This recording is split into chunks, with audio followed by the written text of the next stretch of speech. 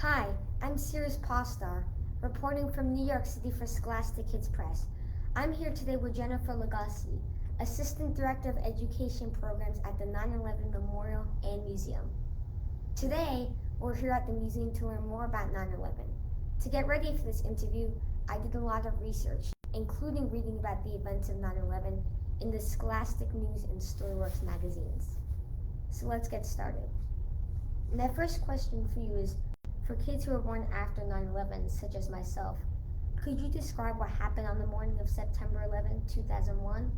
What was New York City like in the aftermath? What were people feeling and what were they thinking? That's a really good question. Okay, so on the morning of September 11th, 2001, there were 4 planes that were hijacked or taken over by a group of 19 terrorists. And terrorists use fear as a tool to change people's behavior, right? So, what did they want? So, the terrorists wanted to crash the planes into really important American buildings. So, 2 of those planes were flown into the World Trade Center, the Twin Towers. And those are a symbol of America's economic strength and power, our wealth as a nation. The third plane was crashed into the Pentagon in Arlington, Virginia, and that is the headquarters of our US military. So, of course, that's a very important symbol, that building. The fourth plane, the 9/11 Commission report, which was a study that was done to sort of examine what happened on 9/11, believes that that plane was headed to the US Capitol building, which is where a lot of our government officials work, and it was full of people that day. But that fourth plane took off late. That meant that the passengers had time to hear about what had happened in New York City, so those passengers took a vote. They decided to fight back and try to get control of the plane. And they were so close to being successful that the terrorists chose to crash that plane into an empty field outside of Shanksville, Pennsylvania. So, unfortunately, everybody on that plane was killed, but by keeping that plane away from Washington, D.C., it's likely that they saved hundreds of other lives that day. And unfortunately, both towers of the World Trade Center were so badly damaged that they would completely collapse or fall down later that day. And everything I just told you only took 102 minutes to happen, which is shorter than a lot of movies. Now, I will say in New York City and across the country, really, there was complete shock, right? Nothing like this had ever happened in the history of the United States, really, like this. And I can tell you from what I remember of being a student that day, what was really hard was we didn't know when the attacks were over. We didn't know that there were 4 planes. We weren't sure if something else was going to keep happening. So there was a lot of fear and uncertainty, but that very quickly also shifted to, you hear stories in New York of people helping each other get home that day, helping people get out of the towers, and supporting each other in the weeks after 9/11. So there was a real spirit of support and togetherness that came out of this really terrible thing. It's nice to hear that despite the tragic events, people came together as a community to support one another. So my next question is, since 2001, what have people around the world done to honor the victims and heroes of 9/11? And what can people like me, my family, and many who join us on Facebook today do even 20 years later? That's another really good question. So we actually have a registry on our website where we keep track of 9/11 memorials. And there are memorials spread out across the world, right? Communities across the world have chosen, in ways both big and small, to remember and honor the events of 9/11. So one example is in Hiroshima, there's actually an origami paper crane made out of World Trade Center steel that stands at that memorial, right, as a way to honor the events of 9/11. And I mean, one thing is, I'll say, you're doing something really important right now, something that you can do and people your age can do, which is you are reading about the events of 9/11, you're talking about it, you're interested in learning the stories, and that's great. And I will say something that all students can do tomorrow, starting tomorrow, is join us. We have a program called the Anniversary in the Schools webinar. It features 6 survivors and first responders and family members from 9/11 telling their stories to students and young people. And they'll drop a link to that in the chat. But I think by learning even just learning one person's story and carrying it forward, that's something really powerful that anyone can do to honor 9/11. Right. And now I'd like to change our focus a bit to how the country was affected by 9/11 and what changed. So what changed after 9/11? For some of us who know life after the attacks, such as myself, how's it different? In what ways has our country changed because of 9/11? So almost immediately, one big change, because this is the thing that for people that lived through 9/11, it can be hard to explain how quickly your sense of safety completely was turned on its head, right? Is the kind of security even that we went through to get into the museum today, where you have to go through magnetometers that detect metal and you have to have your stuff x-rayed. That kind of security procedure really becomes so much more common after 9/11, especially in airports where you didn't have to go through that kind of security screening to get all the way to the gate before 9/11. Now, of course, we have much stronger security screening at airports. Also, the cockpit where the pilot sits in the plane, that door didn't used to lock so people could come in. Of course, immediately after 9/11, they put locks on the doors because they realized, oh, we need this for safety. And I think that something really important that happens is we start to have a big national conversation about what is the best way to keep our country safe while also respecting people's civil liberties, right, our freedoms as Americans. And that is a very difficult balancing act. And, depending on what's happening in the world, a different balance might feel right. When something huge and shocking like 9/11 happens, perhaps you shift that balance towards thinking about security. With 9/11, if things are sort of normal, maybe it shifts back the other way. So safety and security must have been a big issue. Absolutely, yeah. People really wanted to figure out when they were going to feel safe again, when they would be able to laugh again, when they'd be able to feel normal again. Definitely. I can't even imagine how hard that must have been.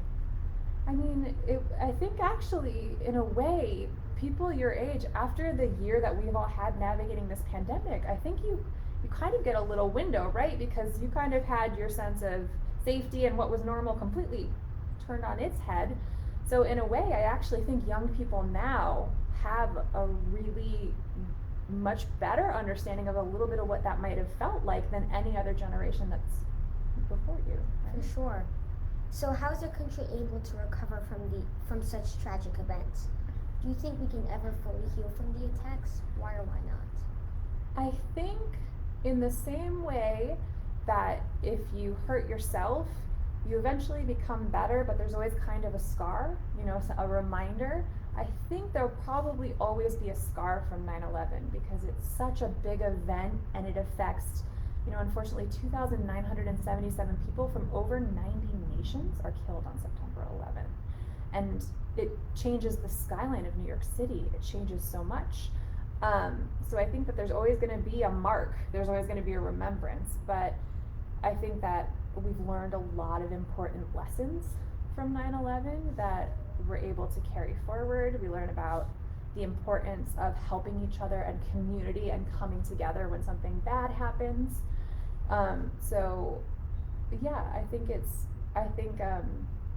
okay that there's always gonna, that same way that you always have a scar after you have a cut, it's okay that there'll always be a scar, but I do think it's very important to keep remembering, healing, and moving forward. Right, and it's definitely great that we've still been able to learn a lesson from these events. So the 9/11 Memorial Museum is designed to educate students, train teachers, honor the victims of 9/11, and provide a lesson in history. Can you describe how this is done? Sure. So we have all sorts of programs. One big thing is we have school field trips and teacher programs where we bring them into the museum and we try to, from our education department, share every single strategy we've learned about the best way to teach 9/11 and have really difficult conversations. And for students, it's welcoming them into the space, especially if you never got to see the Twin Towers and you never got to be there. We're standing where the towers used to stand. Right now we are sitting underneath where the South Tower used to be. We're underneath the South Memorial Pool as we sit. It's above our heads. So there's something really cool about learning about history when you're actually where that history happened. So trying to bring people into the space and help them understand all the stories that are behind all the artifacts in the museum. And I know before we talked about first-person accounts, which also give us a glimpse into the events of 9/11, So what insights do you think first-person accounts give us that we might not get in history books? I think it really, hearing somebody's experience from their own mouth gives you that chance to really put yourself in their shoes. You know, it allows you to really imagine a little bit of what it was like to be them. I also think what's cool about first person narratives is for 9/11, there's no two stories that are alike. So when you read history, you kind of think there's just one story. You know, it can be really easy to read your textbook and think, okay, that's the story. But when you listen to first person accounts, you realize every single person had a different experience that day. And, you know, history, whether it happened 20 years ago, like 9/11, or 200 years ago, hearing it in somebody's voice helps you remember that everybody in a history textbook is just a person, like you or me. They're not that different. George Washington was not that different from you and me, even though he's George Washington. Right. Yeah. And I'm sure you really can feel the emotion and the thoughts going through people's heads through these first-person accounts. Yeah, it gives you a sense of, it's always nice to hear somebody's story in their own words. For sure, definitely. So, is the museum commemorating the 20th anniversary of 9/11 in any special way? Yeah, I mean, besides getting to talk to you, which is one way that we're doing it, we are going to have family members on the anniversary read the names of the victims, which is very exciting because we're able to do that outdoors now that things are a little safer. You know, our most vulnerable people are able to get vaccinated. It's safe to have the family members come and read the names, which is really, really important. And then in our education team, we are going to spend all day chatting with students, because the webinar that I mentioned that schools can take part in, where they listen to the survivors, there's a little blue chat bubble in the corner of the screen, and if you click that blue chat bubble, it might be me, or it might be one of my colleagues. You'll connect to me, and I'm there to answer questions just like the ones that you're asking me all day long on the 10th and the 11th. And I know before we discussed the power of education and passing on the stories to the next generation, so that's especially important. So lastly, what do you hope visitors gain and think about as they leave the museum and go about their everyday life? So I hope that when people come to the museum, of course 9/11 is so difficult and it's tragic and it's a day of enormous loss. But something I've heard said a lot at the museum, and it's a quote that I carry with me, is you can't control what happens, but you can control how you respond. And something that's really wonderful about 9/11 is the amazing way that so many people chose to respond. They saw something terrible happen and they ran towards danger to help other people. They looked to their neighbor to see how they could support them, you know? So as much as it is a tragedy, I hope that people will carry with them the amazing things that people did to support their communities after the attacks. That's a great lesson to walk away with. So we have 2 questions from the audience here today. John from Florida asks, what's your favorite part about your job at the museum? So my favorite part of my job at the museum is there's lots of artifacts that have really unexpected stories tied to them, right? It might just look like a big rusty piece of the building. But when I get the chance to sort of reveal the story behind the story that's behind the object, like we have a big fragment of a radio and television antenna that sat on top of the North Tower, you saw it. And it's like, okay, it's an antenna, it's a machine, right? But when you tell the story of the 6 people who worked on that antenna to keep television and radio signals going to their fellow New Yorkers on 9/11 until the building fell down, that is so unexpected. You don't think that an antenna is going to connect to a person. So I'm able to share those stories, and it's always really cool to be able to share a story that somebody might not find out, you know? That sounds like a satisfying job. It's very satisfying, yeah. And Kim from California asks, we're so far away from New York. How can we experience the museum in our classroom? So there's a couple different ways. We understand that not everybody can come to New York, right? So we do offer virtual field trips. So through Zoom, we will take students through the museum, we'll take them around the artifacts. So that's one way that you can bring the museum into your classroom. And another is, again, that program that I mentioned, the Anniversary in the Schools webinar with our speakers. They actually tell their stories from inside the museum. So as you're listening to them tell their stories, you get to see different artifacts in the museum. So that's another great way to bring the museum into your classroom. That sounds great. And those are all my questions for you today. So thank you so much, Jennifer. I learned a lot, and I think everyone who joined us on Facebook did as well. Thanks to all the students and teachers who joined us today. You can learn more about 9/11 by reading the Scholastic News and Storyworks magazines that are available in the chat. And I would like to leave everyone with a quote from the museum. "No day shall erase you from the memory of time." This is Sirius Postar signing off from 9/11 Memorial and Museum. Have a great day.